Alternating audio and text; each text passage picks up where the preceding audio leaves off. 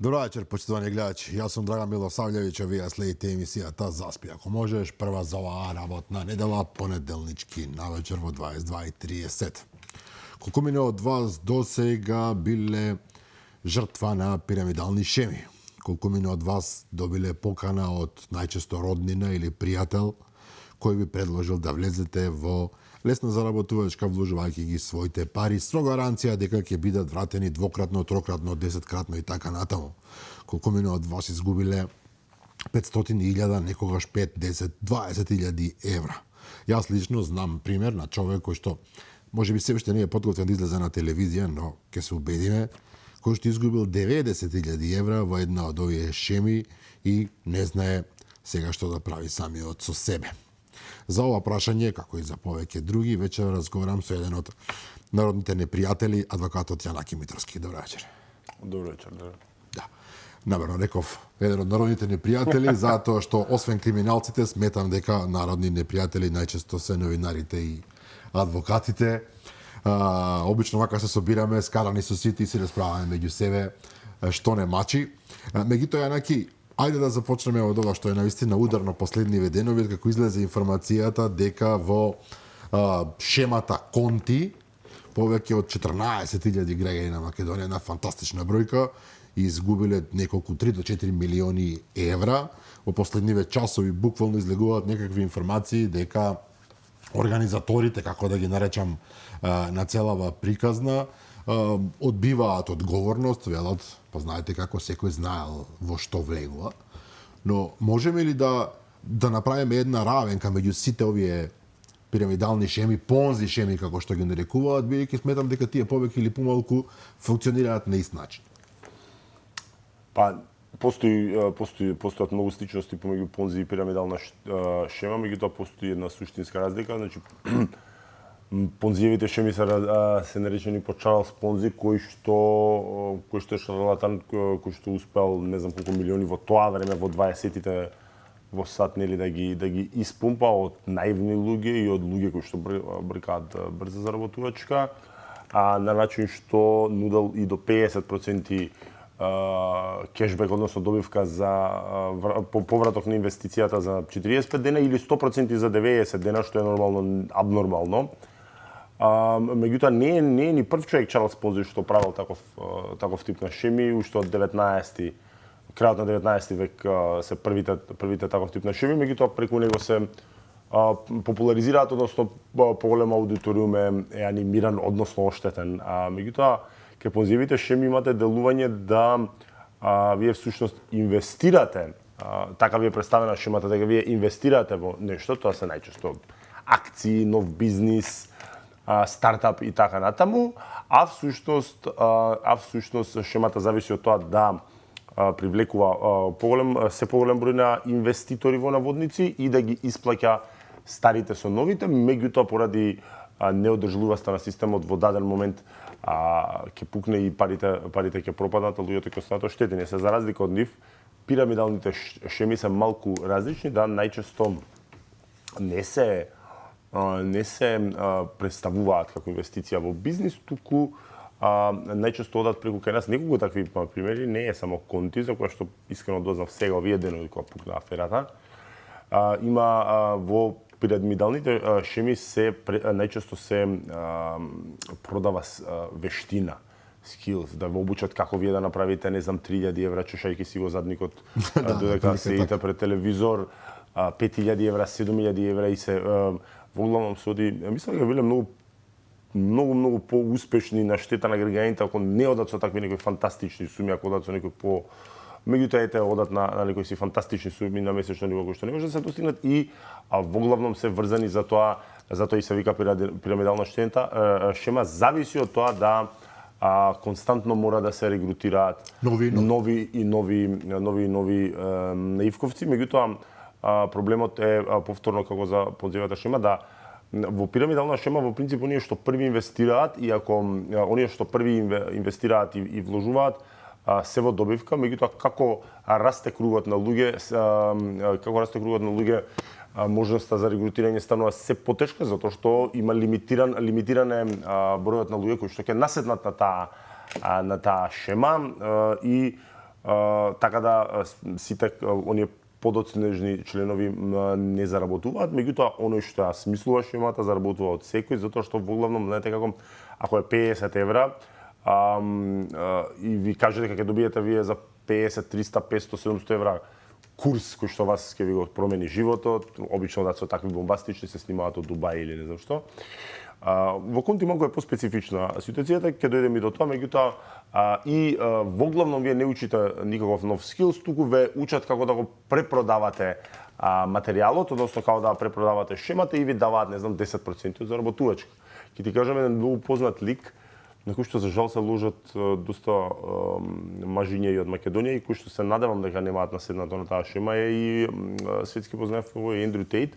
Продава слична шема, тоа се вика Hustlers University, каде што имате курсови од типот како да платите девојка или не знам што, меѓутоа во главном со истите бомбастични, дека не знам 20.000, 30.000 евра и можете да најдете документарција на телевизија каде ќе видите дека нели истражувачки номинари кои што таму се оди на попаметна шема да е $50 месечно, со некој ќе си рече па за $50 инвестиција да научам да нели да заработам $3,000 ништо инвестиции, всушност ви продаваат курсеви како да го препродавате универзитетот понатаму на други нивковци, треба да разберете дека $40, $45 собственикот на шемата заработува од секој нов клиент. Така да постои голема сличност, но и постои една разлика од понзијева шема до пирамидална шема. Во однос на Конти, искрено да ви кажам, дека не бијќи треба да сте навистина наивен, не сакам никога да навредам, меѓутоа за да наседнете на такви шеми, не сум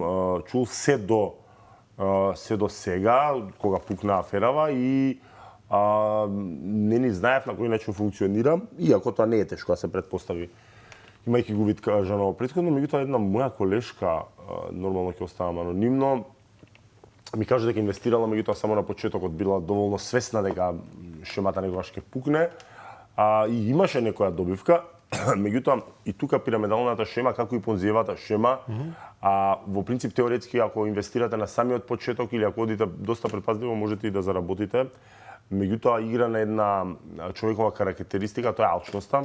Да вие ако инвестирате не знам, стартни 3.000 евра, па добиете 5.000 евра, ќе си речете, па зашто за 5.000 евра не инвестирам, па тие да станат 8 или 9. И во таа смисла многу луѓе издиша. Инаку сега ви кажам дека во Македонија негде во ноември, по моите информации, дојде на Конти преку Словенија. Во Кавадарци неготивно почиња да се шири најмногу и затоа таму најмногу жртви има и во принцип имало 3 пакети, $50, не знам, 300 и 500. Меѓутоа, елементот на измама е тука спорен дали постои или не, затоа што во принцип ви нуделе, Конти шемава нудела да кликате лајкови на Netflix филмови, на стримови, и така да го дигате алгоритамот, дека е гледан филмот и да заработувате. И у принцип некои ситни пари, така од $30, не знам, месечно или дневно беше, или не знам дали дневно или на неделно ниво, можете да заработите, но ви нудат секако и пакет да вие го препродавате, да препродавате апликацијата и односно да нудите на други и за секој врбуван вие ќе добиете процент од заработувачката, за да сето тоа е нормално смислено и тука треба да се бара обвинителството треба да утврдува, внимателно ги бирам зборовите, треба да утврдува дали има елементи на измама, затоа што месец дена пред да рикне тие пуштаат 2 пакети од $3,000 и $5,000 и тука се ова нели човековиот елемент на односно карактеристика на алчност и тука изрикуваат најмногу пари. Добро, но еве ги читам и изјавите на овие господа кои што се јавуваат како администратори на не знам на Facebook страници, на вакви страници, практично ние кои што ја одржувале шемата и кои што шират. Да, и читам изјава, меѓутоа и вели убаво, луѓе, ние никого не му украдавме пари, ние никого не му ги земавме на сила. Ние понудивме една шема, вие ја префативте, така оди во животот, буквално вели човекот, така оди во животот, некогаш добиваш, некогаш губиш. Ги споредуваат со берза, со акции. Да, и сега тоа изгубивте, што да правиме?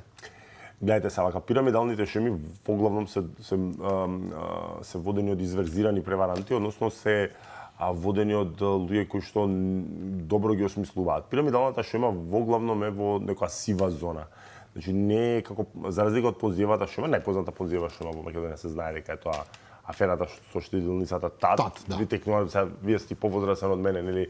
Јас на времето памтам, пак не бев, нели 86 годишто сум 20%, 30% камати абнормални. Па потоа имаше самоубиства и потоа имаше Серија на самоубиства и неколку нели наши дојденци од Австралија што оставаа сериозни пари, меѓутоа вие имате со пирамидалната шема е во малку сива зона и е тешко да се докаже измама и треба конкретно да гледаме во нашата држава. Во нашата држава многу е просто, член 247 во кривичниот законник кажува што е измама и во главно треба да се три моменти исполнети.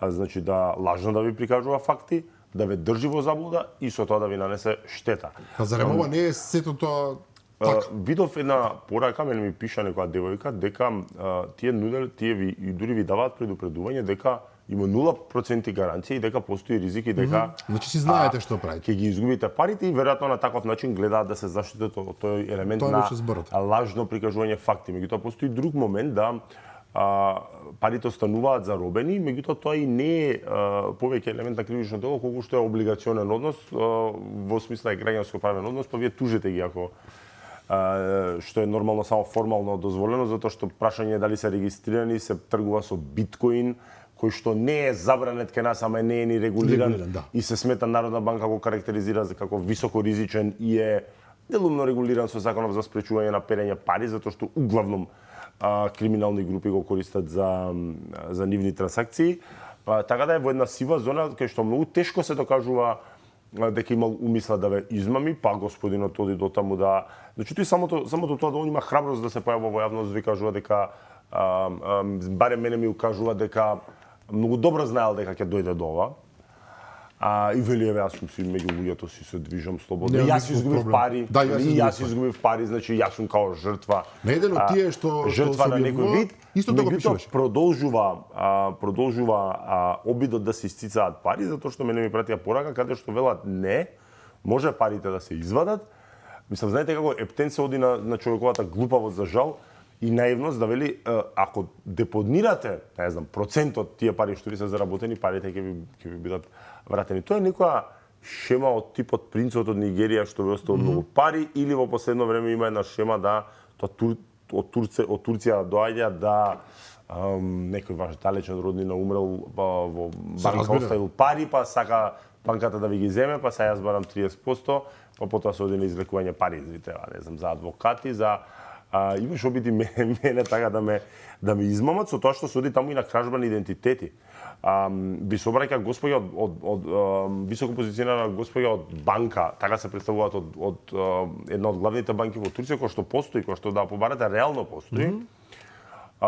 И шемата оди до таму да не знам, 3 милиони евра некој мој роднина што има исто презиме, кој што тргувал со злато, бла бла бла, ги оставили се она за асистенција бара 30% си доби и ви вели дека имате сослушување. Одат до таму и да имате вика сослушување на судот, не знам, за месец и пол и ви препорачува адвокати. Сега ако идете на адвокатската канцеларија кој што ви препорачува, гледате дека е 10 евра сајт, каде што постојат некои имиња на адвокати и наводна биографија која што не можете никако да истражите, меѓутоа една моја странка од затвори сметаше дека е добитен. Па не знам што го советував и да не се доаѓаат на такви шеми. Така да во главном ваквите пирамидални шеми одат на наивноста на народот и желбата за лесна заработувачка. Никаде нема 3000, 5000, 7000 евра заработувачка за 45 дена за толку малку пари. Еве например и вашиот колега го гледав, не сум го проверувал кога е точно Љупчо Златев, кажува дека не знам Ворен Бафет имал 13,5% заработка. Да, во најдобар случај годишно. Во најдобар случај годишно, што е нели неспоредливо со ова што се нуди. Да. Добро, меѓутоа она што мене ме интересира.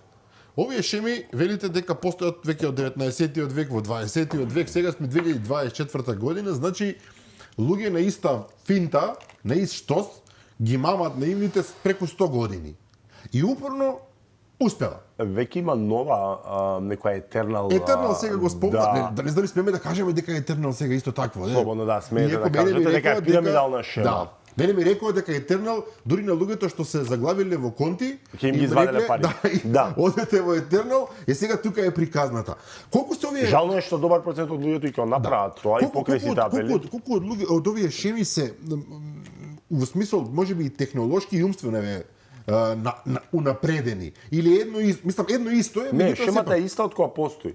меѓутоа денеска, не знам, ви продаваат, отворете, не знам, апликација на ова каде што се купуваат криптовалути, па од таму префрлете ни пари. Нас ние ако кликате како луди на 2 сати на некое таму, ќе ни продадете фура. Човекот ќе застане вака со оваа работа и вика, вие некој пати рековте, наивни се луѓето понекогаш. Меѓутоа, ако се повторува и вие имате прилика на социјалните мрежи секаде да видите дека тоа се повторува и глупо е и 100 пати ги изезнале луѓето, како повторно се наоѓаат луѓе со 3 чисти да го направат? Видете, повеќе сегменти има, меѓутоа сега да не навредиме никого. Ако се следи дека најголемо број на жртвите се од кавадарци и Неготино. Се работи за рурална, не баш рурална, меѓутоа пак средина со земјоделска позадина. Може би луѓето и не се толку високо образовани, не се ни толку постарава популација таму и со социјални мрежи дискутабилно колку барата, се уште главен извор на информација им е телевизија, може би се образование нормално не е врзано за интелигенција, меѓутоа може и земјоделската позадина е причина за тоа што се не знам на многу тежок начин се доаѓа нели до заработка преку земјоделие, тешка макотрпна работа, па може би сакаат да се улеснат на таков начин. Меѓутоа пирамидалната шема и понзивата шема се во суштина исти од која постојат. Има разноразни преку кешбекови, преку па и еден нутритивен производ, многу познат е своевидна врста на пирамидална шема, не своевидна него е, се нормално нема да кажам за да не се изложиме и вас и мисија и мене на правни последици, меѓутоа еден нутритивен производ светски кој што и кај нас се продава е врста не е врста него е пирамидална шема, затоа што зависи од тоа и бара од сите оние кои што ќе се вклучат да работат таму, бара за да заработуваат, да константно регрутираат нови членови. Така да шемата е сосема иста, меѓутоа иста и наивноста на дел од луѓето нормално, затоа и се и понзи шемите и пирамидалните шеми се осудени на пропаст, затоа што како што кажав на почетокот постои многу лимитиран број на луѓе кои што ќе наседнат на таа шема, ако не се лажам на светско ниво конти 4 милиони колку се жртви, што светска популација или нека се 1 милиарда што то знале, прилично мал процент, тоа е под 5% од оние кои што узнале да решиле да инвестираат. И сега има уште еден момент за кој што размислував овие денови додека зборував со луѓе околу овие шеми, кој што сметам дека покажува малку грдата морална природа на граѓанинот. И вие тоа го спомнавте во известен контекст. Значи, вие ако влезете во одредена шема, некаде на почетокот, постои веројатност да заработите. Мојата колешка излезе со заработка, искрено. Секоја чест за нејзе. Бидејќи била свесна на време да се повлече. Многумина тоа го велат. И сега тука доаѓаме до следниот момент. Вие влегувате во таа шема и се надевате дека вие ќе бидете дел од оние кои што на време ќе киднат со парите. А овие другиве секако ќе се зафркнат, веројатно и вие ќе бидете виновен затоа што треба да убедите едно 10 души, да им убедите роднини и пријатели, да им кажете супер е ова. И тука овој морален момент ми е интересен кај нашиот граѓанин, значи тој влегува свесно во нешто што во основа е криминал, измама, не знам дали е криминал. Не е баш измама. Видете, пак ќе ви кажам, пирамидална шема, например, не постои законска одредба која што во Македонија и не ни има таква затоа што кривичниот законник пропишува што е кривично дело, па во секој даден случај треба обвинителството да процени дали се елементиве исполнети, меѓутоа на пример изричито не е забрането. Меѓутоа во еден дел од земјите во Европа е забрането. Во Албанија имаше голема афера после тоа, дали беше пред 3-4 години, па после тоа е забранија во Португалија и Романија е забранета, така да во некои земји изричито се забранети таков тип на пирамидални шеми да функционираат. Кај нас не е. Не велам дека не е измама. Треба да се процени што е ветувано, така е. Што е ветувано, дали е при тоа лажено, односно лажно прикажувани факти. Првиот и вториот елемент се малтене поврзани, затоа што ако се лажно прикажувани факти и тоа потраја одреден период вас ве држат во заблуда, а штета сега ќе трпите. Значи клучниот момент е дали вас ви се лажно прикажани факти. И на тој начин се штитат. Јас не ви гарантирам ништо, 0%. Меѓутоа, тука е многу битно дали знаеле или можеле да знаат дека ќе дојде до крах на системот, односно дали ќе се случи ова што се случи, односно ќе нема да има повеќе исплата на пари, затоа што е тоа умислено и тогаш е веќе измама, бидејќи исполнета менстреа има, односно умисла да се измамат луѓето, бидејќи не држи водата, имаме проблем со трансакциите и сега ние не можеме да ви ги дадеме парите, ама ако дадете депозит на одредена сума од заробените пари, тогаш ќе можеме да ви дадеме парите, така да тука го гледаме елементот на измама со кој што би можело да се постапува, меѓутоа во секој случај овие ќе ми се многу тешки за докажување. Добро, се согласувам дека вие исклучиво правно ги гледате работите и еве можеби е тешко да се докаже дека измама и криминал. Еве ќе го преформулирам поинаку. Кога вие влегувате во таа приказна, ако имате три чисти во главата, вие знаете дека утре, задутре, додека вие ќе заработите нешто, некои други луѓе ќе изгубат многу, ќе им се биде причината голема материјална штета која што понатаму ќе предизвика кај нив се и се што, можеби смртни последици, можеби тешки депресии и така натаму. Сакам да кажам, граѓанинот е свесен во најголем дел дека учествува во нешто што еве не е исправно, не е морално честно, меѓутоа се вклучува и вика дај јас прв да ги земам моите пари, па вие другите сликајте се. И се свесни и не се свесни. Добар дел од граѓаните не се свесни, не се сите високо интелигентни, не се сите ни просечно интелигентни. И не е баш дека сите сметаат, дека моја колешка постоела свест дека ќе, не знам дали регрутирала други луѓе или не, тоа не успеав да прашам, меѓутоа била свесна дека не е оддржлива на долг рок. Знаете како, сега да глумиме морална полиција, што е морално исправно или не е морално исправно, не знам, ни цигари да се пушат, ни да се лаже не е морално исправно, па ако не чините на некому штета. Па така ги учиме децата во училиште се. Така е, нема збор. Меѓутоа, дали е морално исправно или не, са тоа е неспорно, барате да ви потврдам нешто што знаете дека е неспорно да не е исправно и не е исправно да регрутирате особено луѓе, меѓутоа јас знам бивш политичар од Македонија кој што на широко промовира ваква пирамидална шема, кој што мене ми реагираше доста дрско и безобразно кога му посочив на социјална мрежа дека класична пирамидална шема со, не знам, сликање од Монако, од јахти, видете јас колку убаво живеам од овие заработка, меѓутоа тој што ја води пирамидалната шема секој заработува од секој нов регрутиран. А како се шири шемата, се помалку е просторот, се е помал просторот за заработка. Ако вие сте влегле на самиот како Драган Милосављовиќ на самиот почеток и сте изрегрутирале 500 луѓе и вие од секој 500 луѓе сте заработиле, нормално, меѓутоа јас ако влезам, не знам, при крај на шемата, ќе можам да регрутирам еден-двајца, а сум вложил пари и нема да си ги добиам. Меѓутоа, дури кога има заработка, пак ви кажам, тоа е клучниот момент и тука луѓето грешат за жал. Да, моментот на алчност е клучен. Да, еве са заработив и наместо си ги земам парите и да си продолжам со животот, ги реинвестираат во наводници и тука рикнуваат. Бизнес ориентат баш. Добро, што може да направи државата околу тоа? Сега го разбира моментот дека е тешко да се докаже, меѓутоа што може да направи како превенција? Како превенција може и треба да се работи на изнаоѓање на законски решенија да се тоа забрани, што повторно ќе иде многу тешко, затоа што вие не можете да не дозволите нешто што не е забрането, во смисла на тоа пак ќе ви кажам не постои кривично дело пирамидална шема, иако тоа воопшто и не постои како иако би можело и да се размислува и во тој правец, меѓутоа не можете да превенирате во иднина било која акција која што вие не ја знаете која планираме, ја може да почнам шема за која што ќе тврдам дека е сосема легитимен бизнис. И не можете вие кога не знаете кои действија во иднина јас би ги превземал тоа да го забраните, може би е попаметно да се игра на план на финансиска писменост и на едукација на населението, меѓутоа знаете како тоа вакви шеми воглавном една од најуспешните земји кај што конти идеше е Судан.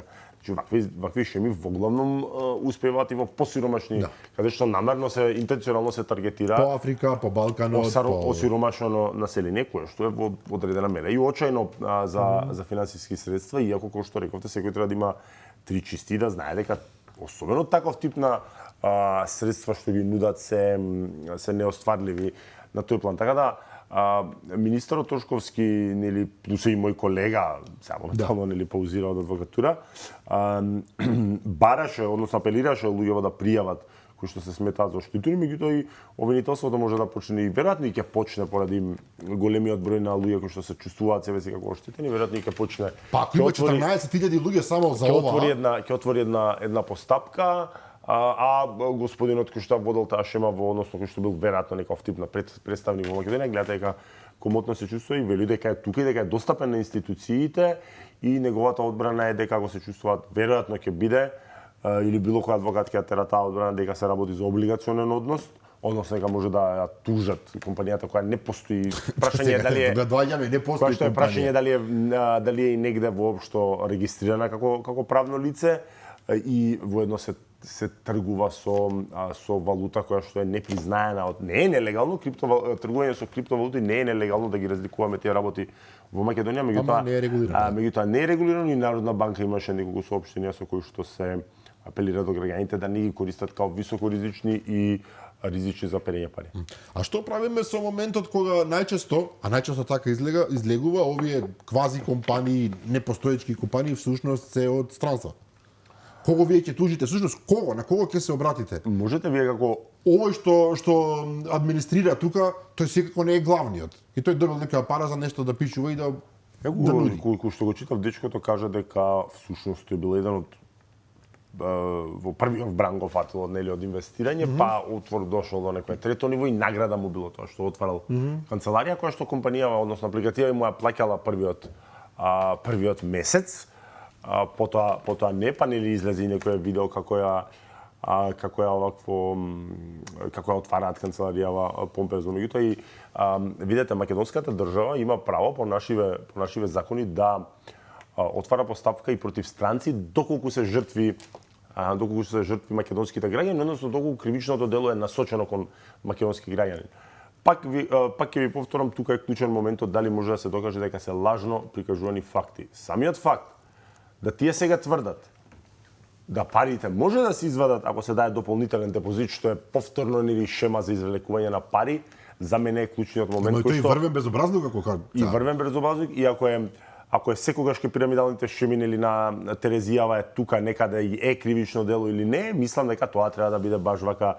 Тој момент треба да биде јазичето на вагата кој што ќе инклинира кон тоа да обвинителството барем отвори постапка да го повика господинот и да одговори на пар неудобни прашања.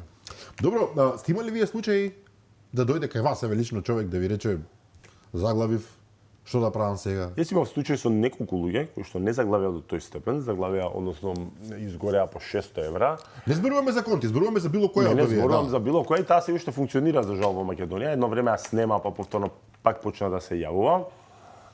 Наводно си академија и се знаете како кога се оди на тоа да се примами жртвата, бидејќи дали ќе биде кривично дело или не, луѓето се жртви, и кога се оди на тоа да се примами жртвата, се користат експлозивни имиња, академија, институт. Нешто што звучи, да, Нешто што звучи вака примамливо, иако институт, ако гледате, се знае што е по закон за високо образование. Кај нас се знаете како и партииве тоа многу го вулгаризираат, и невладини организации, институт за вакви права, за онакви права, партиски институти. Апсолутно. Вие имате сите поголеми партии кај нас имаат институти, иако законот за високо образование бара тие да бидат акредитирани како такви. Меѓутоа тоа е вака научно звучи, исто и со академиите. Така да постои една шемица која што се уште постои, едно време ги снема, па после пак почна да се појавуваат по социјални мрежи. Исто така Дубај им е као некое, како беше изразот, им е као некое go-to, као некое, значи вака, и тие се снимаат од Дубај, снимаат тука од семинари. Убаво изгледа. Бурдж Калифа позадина, езера. Исто има пакетот 600 евра за домицилен бизнис и 1500 евра за интернационален бизнис, кои што го продаваат нели исто, буквално истата шема, дека ќе по завршување на тој курс кој што е смешно 3-4 недели, вие ќе се стекнете со такви вештини да без проблем ќе се работувате 3000, најмалку 3000, таму пишуваше евра месечно. Кога го отварате курсот, да сега ја не сум го отворил, нели, покажување на, тоест и гледав пар видеа покажување и повеќе покажување на жртви, дека всушност е тоа да учите како да ја продавате, односно ве учат со вештини како да кажем да мамите други луѓе, можеби е претежно збор, меѓутоа како да врбувате други, да ги манипулирате, како да ги привлечете да и тие го купат и добивате, ако е 600 евра пакетот, добивате нели 60 евра, ако е 1500 евра добивате 150 евра, значи една типична пирамидална шема со тоа што се заштитуваа на таков начин да ви велат дека ви гарантираат добивка. Тука веќе постои моментот на лажно прикажување факт, да ви гарантираат добивка од 3000 евра доколку ги следите упатствата и инструкциите на тимот. И ни вие доаѓате до тоа да мене ме контактираат 4-5 луѓе, ние се обративме до академијата која што патем адресата која што ја има регистрирано, таа е регистрирана во Македонија за жал, беше нефункционална. Меѓутоа го контактирав и господинот академија и лично, и тој беше на став дека ме смета дека измамил некој, дека ќе ме контактира неговиот адвокат кој што никош не ме контактираше. Меѓутоа неговиот став беше дека луѓето секако би заработили, многу луѓе има што е задоволни, меѓутоа конкретните луѓе што јас ги застапував не ги следели инструкциите. И тоа им дава еден вака широк простор за одбрана да велат дека не сте ги следели инструкциите, иако тоа лесно докажува, бидејќи инструкциите доаѓаа по мејл, дигитален отпечаток све остава, па може да докажете дали сте ги следели или не сте ги следели, меѓутоа шемата е тука и во тоа да не одат они на преголеми средства, ви бараат 600 евра, кој што можеби вие ќе ги прежалите кога ќе дојдете кај мене како адвокат, јас кој ќе ви кажам дека која е процедурата, дека треба да се оди преку јавното обвинителство, па ќе треба финансиски средства и за адвокатот, и интенционално тоа е смислено така за да луѓето се откажуваат. Инаку 4 или 5 луѓе беа што ме контактира и никој од нив не сакаше за пари кои што не се животно решавачки да се малтретира и да влегува во постапка. И намерно се оди нечи на таа, се да е например 10, 15, 20 илјади евра, не би оделе, меѓутоа на 500-600 евра не би оделе и едно време ви кажам ги снема, меѓутоа еве господинот пак ми се појавува по социјални мрежи како нуди брде и долини. Еве овој Шампионов го читам на Мета, морам да признам, да ги спомнам колегите од Мета, го нашле господинов поврзан со Конти, ако ле се лажам, вели дали се плаши дека се тоа може некогаш да одговара. Тој самоуверено вели, мене луѓето сами ме бараат, едве чекам некој да дојде од МВР да пријави, но никој не пријавува. Значи не толку самоуверен. Луѓето виде доаѓаат кај мене, не одам јас кај нив, тие сами си прашуваат и влегуваат во ова. Важно е кога ќе инвестираш, колку ќе инвестираш и да знаеш кога да се повлечеш. И вели сега еве нова ќе правиме шема, дури можеби на истото место. Мислам, супер интересно, и во еден момент вели дека и полицајци влегувале во шемата. Не се сомневам дека тоа. Да, затоа што и нив им требале изгледа пари. Така е. Прашањето конкретно што ви е, значи безобразлукот е тој. Би требало, по мене пак ќе ви кажам, ја ви апелирам до граѓаниве што се оштетени, а не се малце на број, 14.000 и не е така. Тоа е цел еден град, ако го собереме кумулативно. Па Кавадарци, Кавадарци и Неготино знаеме какви градови се, значи Неготино дали има и 10.000 во градот. Ги одрале буквално сите. Луѓе, па добро, тоа и мали средини сите се знаат и можеби намерно се таргетирани како помали средини, во Скопје сигурно не би пуштило или во, не знам, Тетово или поголеми градови не би пуштило толку корен, меѓутоа и апелирам луѓето да пријават. Пријавување во јавно обвинителство патем не чини ништо, не ве чини пари и отидете во локалното обвинителство или ако е господинот од каде да беше поидете до обвинителството во Кавадарци и пријавете го, па тогаш нека биде работа на обвинителството да утврди дали лажно прикажува факти и особено да бара умисла во тоа да ве измами поради фактот да сега одеднаш парите се достапни, ама ако фрлите уште повеќе пари. Многу лесно се докажува дали има измама или не, ако им се заглавени трансакциите, меѓутоа проблемот е што лошо се изразив, не се докажува лесно затоа што ви кажувам тие трансакции не одат преку легалниот промет и самото тоа треба да биде во старт она што ќе го одврати од инвестирање, односно она што е сомнително, зашто не би оделе преку легални текови на пари, односно преку девизен систем или преку ако од странство, значи постои девизен систем со тргување со странство кој што легално постои.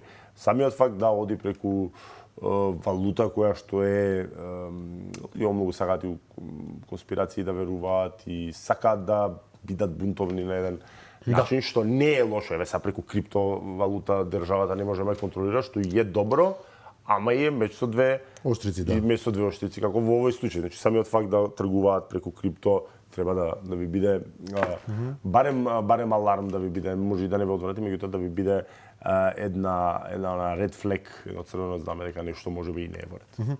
И тука последно прашање во овој дел.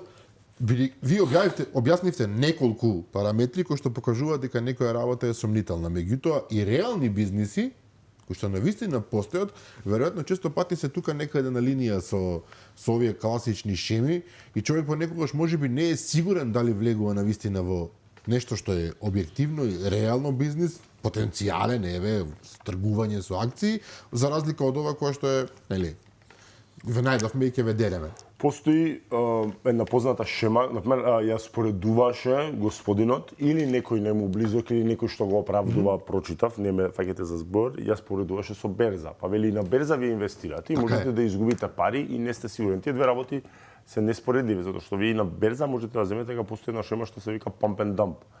Ноѓате, не знам, сега ако е Алфа национална телевизија, ноѓате некоја локално телевизијче од се збориме кај нас многу мал делот, ние сме мал пазар, се во таков тип се отворени на пазар. Може, да. Не, кои што се на како акционерски друштва, нели са фирма има собственик, а меѓутоа во големи земји ноѓате Мики Маус целиста фирма и која што ја пумпате, затоа се викаме нели памбенам, ја пумпате преку купување, поврзани фирми од вас купуваат масовно акции, тоа ја дига побарувачката, демек са фирмава расти, во даден момент ги продавате на наивни луѓе и фирмата пробаѓа. Меѓутоа волкот од Wall Street кога продава, дори тоа не е измислил тој господин таа шема, меѓутоа таа е у 90-тите американската мафија ја користеше како нов систем за прајање пари, за разлика од нели класични мафијашки, не знам, изнуда, лихварство и така натаму, меѓутоа тоа е сериозно кривично дело сегде, меѓутоа во однос на не можете да споредите, прво на берза се тргува на берза има правила на игра. Ова е нерегулирано тотално. На берза нормално дека ризик постои, како што ризик постои да може имаат адвокатска канцеларија да успее или да не успее. Апсолутно, да. Меѓутоа не е споредливо, прво оди преку легален тек на пари и постои јасна регулатива која што ве штити до одреден степен. Нормално дека не постои 100% таман работа, да постои 100% гаранција за секоја инвестиција, сите би биле милионери. Овдека мислам дека се обидовме да објасниме почитувани гледачи како функционира. Па и да апелираме, едноставно знаете дека ова не е прва шема која што изрикала и не би требало луѓето да наседнуваат нити да одат со тој мајндсет дека јас на почетокот ќе заработам, па после не, затоа што е многу тенка линијата кога вие сметате дека ќе треба да се повлечете, затоа што парите ќе ве лажат, па се сладки, види, јас сега денеска заработив 30 евра, малте не правев ништо, или заработив 300 евра, малте не правев ништо. Еден познавач ми рече малку да истерам, така да. Еден познавач ми рече просечниот животен век на овие шеми е 6 до 8 месеци. Па ако е овде малце подолго траело, ако е дојдено во ноември во Македонија, значи толку од година дена повеќе не може да трае, затоа што пак ќе ви кажам, ќе дојдат до лимит колку може да се регулираат и тоа е тоа. Ако може на Станко Петко да му продаат, ќе дојдат ке Драган Јанаки кои што не сакаат да го купат и ќе стигне лимитот и пропаѓаат. И тука се различни шемите пирамидална и Понзиева, затоа што Понзиева сите двете зависат од тоа да константно регрутираат, меѓутоа во Понзиевата се представува како наводна инвестиција, а тука се продава производот. Да. Значи, уште еднаш апел, внимавајте луѓе, навистина ова е многу важно, не е паметно да се изгубат пари, денеска тешко се заработуваат, па со лесно губење доаѓаат и други големи проблеми, уништување на цели семејства што не моди во корист на никого, освен на овие што нашле начин да заработуваат на ваков еден неморален начин. Но адвокат Јанаки Митровски, во меѓувреме во државата постојано се најавуваат големи истраги поврзани со организиран криминал, така вели барем и министерот за внатрешни работи и луѓе од власта. Сега за сега не ги гледаме во голема мера. Го има оној фамозен случај Крмзов, кој што најпрво излезе на јавна сцена, се зборуваше, сега некако застана, веројатно истрагата е во тек или не знам како оди. Министерот Ошковски пред некој ден изјави дека луѓето ако очекуваат не знам, бомбастични апсења, како што имавме прилика да гледаме во минатото и не знам, галамење пред камери, тоа нема да се случи. Меѓутоа, имаме огромни докази за голем криминал, но потребно е многу време за сето тоа да се собере во една како се вика, во една Да биде квалитетна истрага. Да, квалитетна истрага за да бидете сигурни дека луѓето утре ќе бидат процесуирани пред словото на законот и да добијат заслужената казна. Пака ќе ви кажам генерално и после ќе се вратам и на ова што зборувате нели за министерот. Значи генерално сведоци сме сите дека при секоја промена на власта ова е кора сипана плоча. Предходните правеа голем криминал, ние сега ќе го решиме, ќе ги апсиме.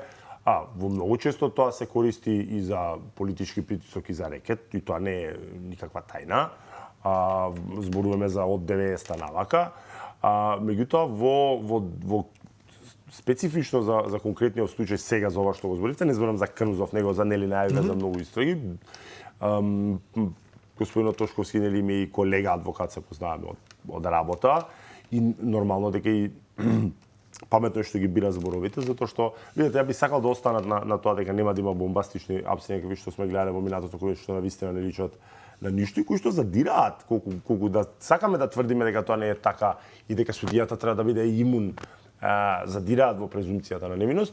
Меѓутоа и паметно е што колегата Панче ги бира зборовите и да се има во предвид дека прво истрагата е тајна. Значи, доека не се заврши истрагата, информации не смеат да се даваат, тоа е кривично дело, да се даваат информации од истрагата и треба и многу повеќе време од што луѓето мислат. Значи, една истрага може легално да трае година и пол, во најдолг случај и нешто повеќе, така да никој не може да очекува резултати преку ноќ. И да не заборавиме дека тоа е само првиот дел од постапката, потоа тоа треба да се докаже во например ако се сега во фаза на предистрага или не знам за Крмзов зашто го мислам познат ми е предметот, меѓутоа не го следам во детали зашто е обвинет, дали воопшто има дело кое што оди над 5 години па да се отвори истрага. Меѓутоа во предистражна постапка полицијата работи, па после тоа треба тоа обвинителот да го процесуира, ако смета дека има доволно и ако веројатно би требало да смета дека има доволно бидејќи одат во координација со јавен обвинител, така да вакви постапки траат многу долго, правото на одбрана мора да се испочитува. Многу нормално да на вешт начин вие гледате дека и тоа е факт дека и луѓе од претходната номенклатура, тоа е сега предходната, многу вешто ги одовлекува долго постапките, што е за мене сосем легитимно, едноставно секој се служи со одбрана каква што знаеме за еден поранешен премиер што со години успеваше да се излечи, на крај му застаре делото и каква што да, точно знаеме за универзитетскиот професор, 12 години, па не, таму имаше и друг момент, не му застаре делото, таму се испазари тоа е факт, затоа што после 12 години на обвинителството му текна дека не го гонело за делото за кое што требало го гони, па го преквалификува по истото. Ама фактот дека 12 години наоѓал правни така е, значи тоа се водеше и по стариот закон за кривична постапка и таму има опција бескрајно да се враќа на повторно судење, например со законов од 2013 што се применува за кривична постапка, еднаш може да се врати, втор пат треба и мериторно да одлучи судот. Така да бомбастични најави имало и ќе има и следната власт што ќе дојде ќе го прави истото, а дали ќе гледаме процесуирање, имам почит кон Тошковски како колега, меѓутоа и тој знае дека тој баш и не зависи од него, односно од него зависи полицискиот дел. Да. Не смее ни да коментира што понатаму, тој смета едноставно дека има за тој предмет доволно докази да поднесе пријава, а понатаму е надвор од неговите раце. Меѓутоа не сум оптимист дека луѓе од претходната гарнитура СДСМ и ДУИ, барем некои битни ликови од самиот врв ќе видат затворски решенија, затоа што тие па ќе се однесуваат како сите што кај нас секоја промена на власт што влегле во опозиција едноставно жртви, да.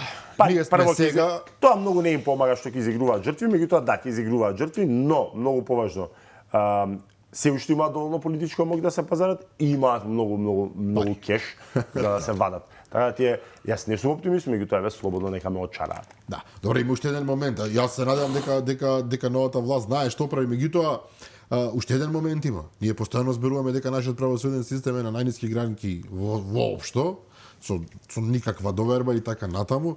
И сега помалку мене ме збунува тоа. Вие да имате совршен случај во кој што полицијата ќе излезе со докази чести најчести на светот Вие немате во таков правосуден систем кој што покажува толку многу грешки и гревови, немате сигурност дека нема да се најде утре некаква некој момент на мешетарење со кој што ќе се излече дури некој што е навистина тотално виновен. Ако постои такво нешто. Би бил наивен да ви кажувам дека или биве лажал да ви кажувам дека не сум свесен дека и тоа е сериозна можност и тоа треба да се знае дека сите матни работи се случуваат на повисоките нивоа во судството, затоа што во главном и за претходната власт и воопшто на таков тип на предмети од висок јавен интерес, во главном и завршуваат на прв степен со осудителни пресуди, меѓутоа тука на сцена настапуваат апелационите судови Врховна комора, кои што често наоѓаат вие знаете дека имаше и обид да се извади и правно мислење од Врховниот дека важат аболициите на Ѓорѓе Иванов, па еден се уште актуелен поранешен политичар, преку таков тип на задна врата да му застарат неколку дела, така да би биле лажал се да ви кажам дека и таа можност нормално е невозможна. Меѓутоа проблемот треба да се бара во повисоките судови, што е и логички, затоа што предметот не завршува во основниот суд, може основниот суд и да вие и да го теоретски да го земе, кој може да си да го подкупите и цел суд, тоа не важи ништо, затоа што ќе се вложи жалба и предметот ќе оди горе. Значи, тука треба да се направи поголем скрининг.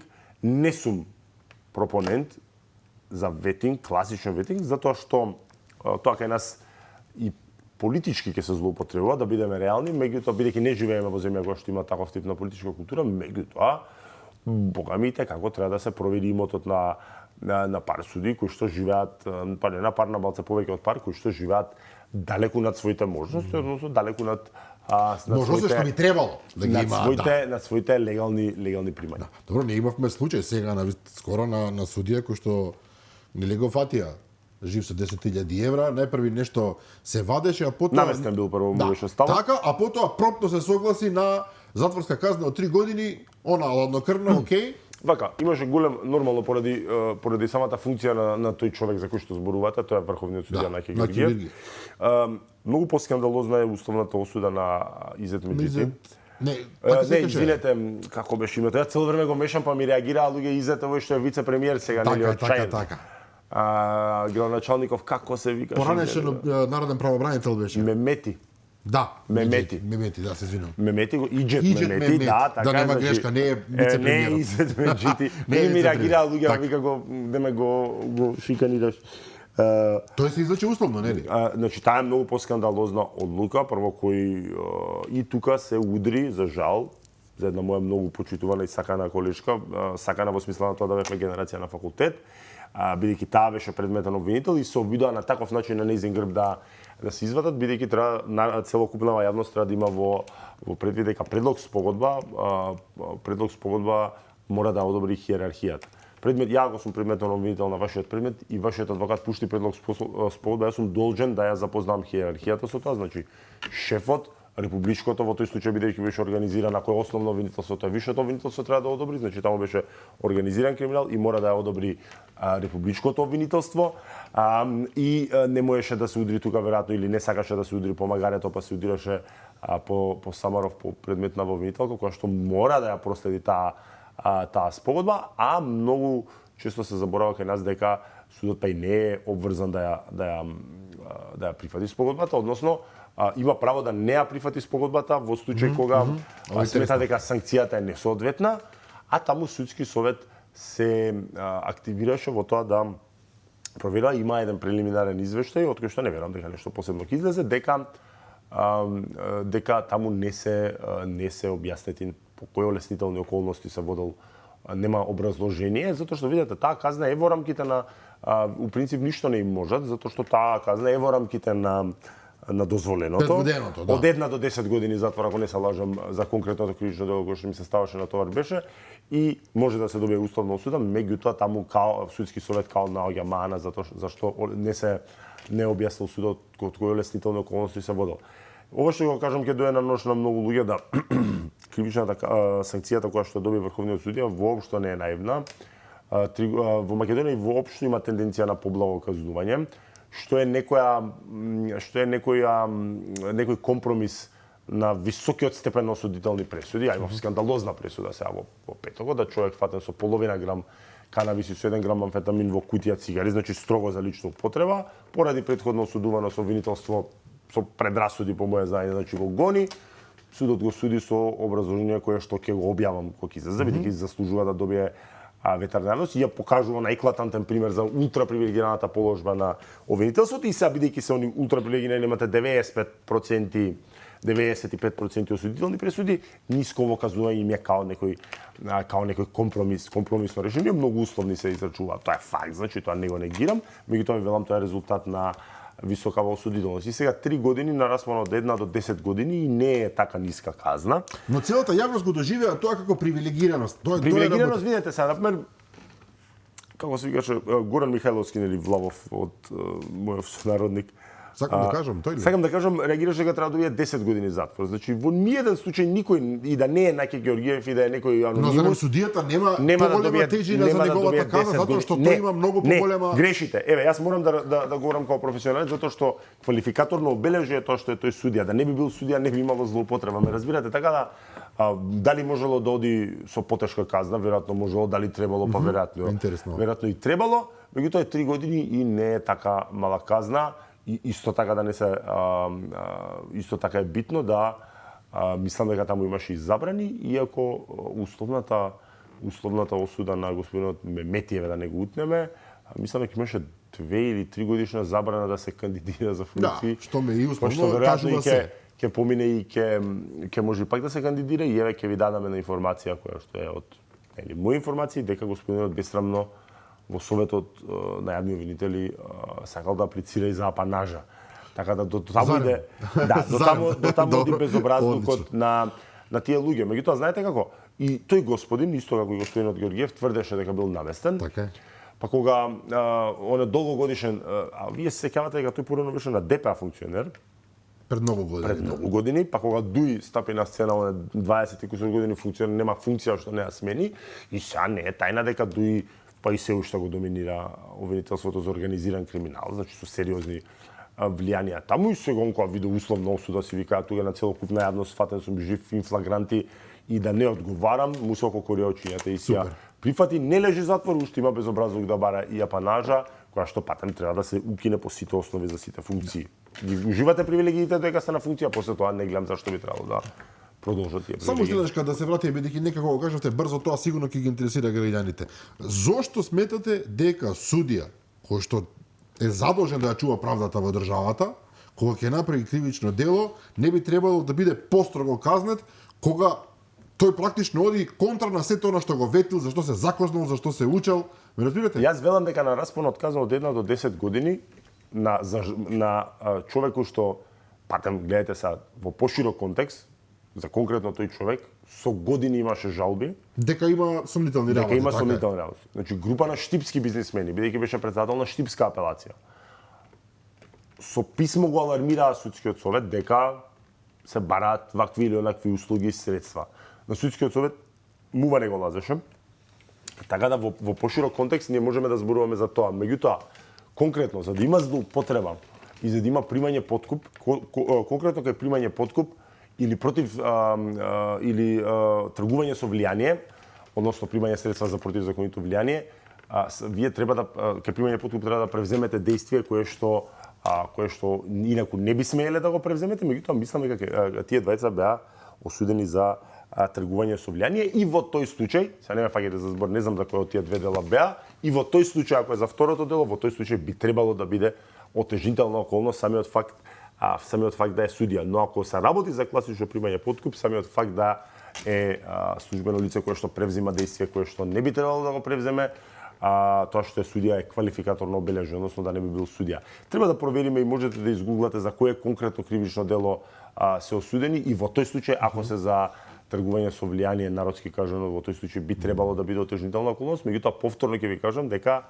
согласно праксата во Македонија, знам дека ова на многу луѓе на нож ќе дојде, меѓутоа согласно праксата во Македонија на распон од казна од 1 до 10 години, ефективна казна во затвор на човек кој што е формално неосудуван, без разлика на какви тоа информации имало претходно кои што за жал не се процесуирале, сосема во ред. И уште поважно нема никогаш повеќе да може да биде на таа позиција на која што е. Многу е поскандалозна и не ја гледам причината зашто би требало Мемети да добие условна казна. Тоа е многу по-скандалозно за мене од 3-годишната казна за господинот Ѓорѓиев. Да, осомничен за дека сторил кривично дело, примање награда за противзаконито влијание. Да. Во тој случај и би требало да се и формално сигурно и се водела како отежнителна околност, меѓутоа ви кажувам бидете среќни што е ефективна казна затоа што не би били занаден. Да добиеш условна, мислам дека ќе помине со условна. Мислам водејќи се од претходниве искуства и не знам од која причина меѓутоа мислам дека се реши затоа што беа нели фатен со обележени пари, што не беше случај кај Мемети не беше фатен на лице место и прво тврдеше дека бил наместен, па после тоа велам кога виде условна си вели тоа е тоа. Може ми ја панажичка. И уште едно прашање за крај на оваа емисија, бидејќи помина речиси еден час, случајот со ликот и делото Палчо, обвинет за убиството на Вања и на Панче Жежовски. Ова убиство на овие две лица, на девојчето и на постариот човек, се разбира ужасно влијаеше на целата јавност. Како не? Тотално не вознемири сите со право. Луѓето сега од неговата екипа, дали се од неговата екипа, не знам, првин пријафатија вина, потоа се откажа од вина, сега се одложуваат судењата поради тоа што едниот од нив има сериозни здравствени проблеми, бубрек нема човекот или не знам што. Дали сгреши уште на самиот почеток МВР, особено тогашниот министер за внатрешни работи Оливер Спасовски, што директно го впери прстот кон него, бидејќи вие спомнувате дека Панче Тошковски многу внимава кога се изразува околу може би бекграундот професионален, мислам на професијава е влијае. Го разбира поубаво. Дали се истрча Оливер Спасовски и оној обвинителот Гаврил Бубевски, кога некако директно влегува во приказната и сега човекот може да се вади на презумција на невиност. Треба да направите дистинкција меѓу постапувањето на Спасовски и на Бубевски од следниве причини, затоа што јас го гледав таа пресконференција, Бубевски беше повоздржан и се водеше од тоа што го имаме како докази. Спасовски од друга страна настапи на неортодоксен начин и неприфатлив начин, затоа што внимавајте добро, се сеќавате дека не само што посочуваше кој е.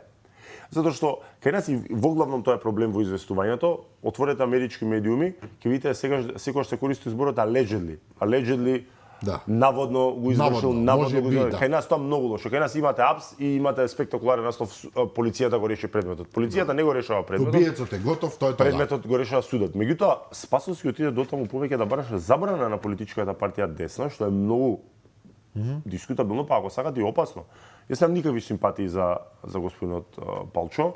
Односно, Палчевски или затоа што цело време ми Палчевски или Палевски беше? Палевски. Лјупчо Палевски. Значи, немам никакви симпатии за тој човек од сосем спортивно, меѓутоа е многу опасно за министер за внатрешни работи да бара забрана на политичка партија која што е регистрирана во Македонија, бидејќи внимавајте тоа што тројца членови на политичката партија направиле зулум, не ги сатанизираат илјада, може ли да биете од СДСМ, се што? Барем илјада членови, дали така да тоа беше многу скандалозно и во дадениот момент мене ми се чинеше и дека и помалку намерно, дали му се фрла гума на спасување или можеби се одеше на тоа да не се сакаше негова екстрадиција, затоа што има право секој кој што е уапсен во странство и треба да се оди на екстрадиција, има право да бара да тврди дека ќе биде под политички прогон и тоа да биде пречка за екстрадиција, меѓутоа тогаш прогнозирав дека Турција е пријателска земја на Македонија и дека тука ќе го испочитуваат тој неформален ден, некој господинот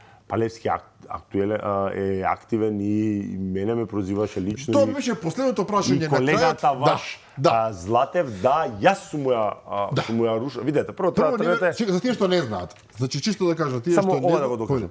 Ако имаме малце време. Значи сам полицијата ги наоѓа телата исклучиво покажување на останатите обвинети. Може би до нив немало да дошло. Може би дел од нивните бранители требало да го искористат тоа за да се спогодат со обвинителството. Ме разбирате? Значи вие во услов кога кажувате, Драган кажува, ете, таму и таму е закопана Вања, таму и таму е закопан овој Жежовски, на кој начин вие ќе негирате дека не сте инволвирани во не само можеби се позиционираат да го избегнат убиството, меѓутоа во соизвршителство имајте на ум дека не одговара само тој што го повлекува орозот, туку сите кои што превземаат дејства, кои што го чинат обележето на делото, значи носење во кола, копање на дупка, А сега тоа е природно некако, снабдување на пиштол и така натаму и така натаму. Така да, зашто се предомислија не знам. Тврда дека признанијата се извадени со употреба на сила, меѓутоа и тоа многу лесно се побива, се потврдува или се демантира, затоа што кога одите сите што се адвокати, тоа го знаат нормално што работат кривично, дека кога одите имате право да ставите забелешка на записникот. Еве, тој да е тепан, мене како адвокат Господ нема да ме спречи да јас ако го гледам дека користена физичка сила, дека ќе ставам записник, ќе барам лекар, има една ставка дали барате лекар и мене никој нема да ме спречи да го барам тоа како бранител. Значи една од ликите на бранителот е да биде и борбен и да не биде клати глава, да не биде субординиран, што се вели на обвинителство и на полицијата, туку да ги штити интересите на клиентот. Дали има такво нешто или не, веројатно нема, затоа што до сега ќе излезеше. Така да тие се може да тврдат, меѓутоа тука па се согласувам со републичкиот обвинител кој што кажува тоа што е. Ние дојдовме до телата токму преку нивно кажување и сега вие гледате дека Палевски се обидува да префили вината на Велибор Манев. Да. Иако, ако не се лажам, на една од снимките го има Палевски како им се придружува на пола пат со другото возило и придружуваат. Предметот го работи дали како ќе го разбере тоа Жаклина, не знам, така еден од поконзервативните, потврдите обвинители, ова го кажувам, не го кажувам во негативна смисла на зборот, и како адвокат секогаш се сомневам во тоа што кажува на обвинителството, затоа што тоа се вика презумпција на невиност, меѓутоа вака има пред сериозна задача колешката, има големи очекувања од нејзе, вистината да се дознае пред се. Не мора и да бидат, нека бидат и сите ослободени, меѓутоа се работи за вака доста сериозен обвинител. Иако господинот Палевски ме прозиваше по социјални мрежи, да, наводно не по социјални мрежи, односно користеше напиша 4 писма преку ги објавуваше Зоран Буревестник Божиновски. Ги објавуваше. Каде што директно вас ве посочува заедно дека со сум ја минирал, дека сме ја минирале со најпогребни имиња, со наведи. Супер. Дека сме видете, прво позадината на нашиот не е тоа конфликт, туку јас сум реагирал повеќе пати на социјални мрежи на неговото сатанизирање на етничката група на која што припаѓам, односно на властите, што помалку смешно бидејќи сопругата му е влаинка. Са дали таа него му збоктисала толку па се не мрази сите нас, тоа не знам и не би навлагал, меѓутоа и повторно ќе ви кажам, за жал некогаш е точно онаа народната дека национализмот е последното прибежиште на криминалците, бидејќи не сме ние од вчера, сите го знаеме политичкиот бекграунд и историјат на Палевски, кој што во времето на транзицијата беше еден од главните луѓе на СДСМ, тогаш беше комуњара и му беше дури после одеднаш преку нокон стана турбо патриот, она со најгнасен национален шовинизам. Затоа што национализмот има неколку стадиуми, друго да си ја сакате државата, да сте национално романтичар. Ова е нешто друго. И не прозиваше дека јас и господинот Љупчо Златев сме му минирале одбраната, да наводно јас сум требало адвокатска комора да се позанимава со мене, јас за тоа немам проблем, дека сум му минирал одбраната, односно сум барал адвокати да не го застапуваат, што изричито го негирам и ја лага. Туку тоа се работи, веројатно мисли на тоа да во централните вести на Сител кажав дека јас не би го бранал, значи тоа е многу голема разлика. Дека јас не би го застапувал за ниедни парични средства, и дека се наводно поради тоа 3000 адвокати има во Македонија и поради тоа сега јас сум толку нели влијателен да можам 3000 адвокати да ги убедам во Македонија него да не го бранат, што е нормално нонсенс, и мислам дека секој ќе свати дека логиката да не сакаат луѓето да го бранат е прво да имаат предрасуди, затоа што вие сте и должни да одбидете, ако не сметате дека можете да даете квалитетна одбрана. И втора работа, не се лажеме, таков предмет е самоубиство за било која кариера на адвокат, едноставно. Иако би требало да бидеме и сме во најголема мера нели оперирани од мислењето на јавност, меѓутоа тој субјективен момент не смее да се занемари, меѓутоа јас конкретно лично имам конфликт на интереси, не можам да го бранам затоа што сум бил у сукоп со него, вербален. И второ, имам предрасуди према него како човек и затоа не би се нафатил. Тоа сум го кажал јавно, тоа го кажам и сега јавно, и не можам јас да бидам кој сум јас на 3000 адвокати да им кажувам што да правам. И некој господинот Палевски, ќе кажам лично, пред мене лично има конзумирано канабис, па сега не знам дали е тоа во контекст на кажаното за мене, меѓутоа што да ви речам, човекот е давеник, тоа е факт, се соочува со сериозно обвинение, не сум тој што треба да каже. Јас не сум тој што треба да каже дали тој виновен или не, и не го чинам тоа. Дел од неговите следбеници кои што се сите до еден штракнати, тоа наодговорно го тврдам, видете, знаете како се таков човек прво да следите. И треба едно нешто да видите, да не глумам експерт по психијатрија, со ова ќе завршам. Меѓутоа имам искуство и преку предмети и преку литература да тој човек прво пати од делузии на грандиозност, да се смета себе си за некој си авто. Ова било политички мотивиран предмет за да се отстрел Палчо. Прво, минорна политичка партија која што едва ја регистрира, едва ја собра 1000 потписи за да регистрираат и кој фактор е тој? Кој фактор е тој за да некој него сака да го елиминира? Друго е, не знам, Димитар Апасиев да го апсат, или некој Венко Филипче, значи што има политичка тежина, пратеници, гласови, тоа би било веќе друго. Јасен е овој момент, добро. Така да во тој дел тој се жали на тоа и мислам дека е повеќе од јасно. Ќе видиме што ќе каже исказата, што ќе да каже постапкава.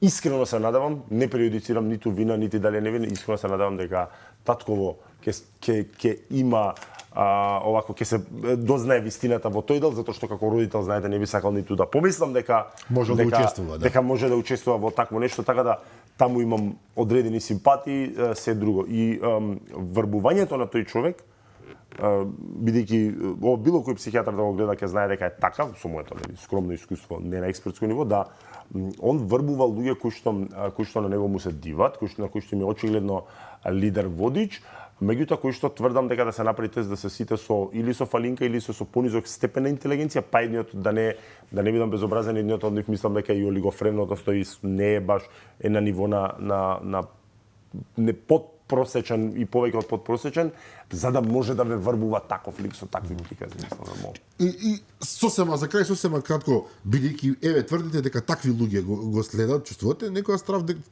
дека можеби некој од тие луѓе утре по наредба или по сопствено убедување ќе трне на вас затоа што вие сте обвинет како човек што упропастува одбрана? Знаете како, кој се плаши од врапци не сади просо. Сега јас кога сум се решил со ова, сум работел со најтешки форми на криминалитет и у принцип мене образот ми е најдобар, зашто ако дојдете кај мене во канцеларија ќе видите дека јас немам ниту обезбедување, ниту има камери, секој може слободно да влезе. Имам легално 2 пиштоли и секој воли не изволи. Добро, ова беше за крај многу интересно. Јанак Митрос, благодарам за гостувањето. Благодарам и на вас. Почитувани, прилично експлозивно интервју би рекол, јас сум многу задоволен, се надевам дека и вие останавте со нас до крајот. Утре во 15 часот репризното издание на оваа емисија, а јас ви закажувам нова средба утре вечер со мене и со нови гости во 22:30. Пријатно.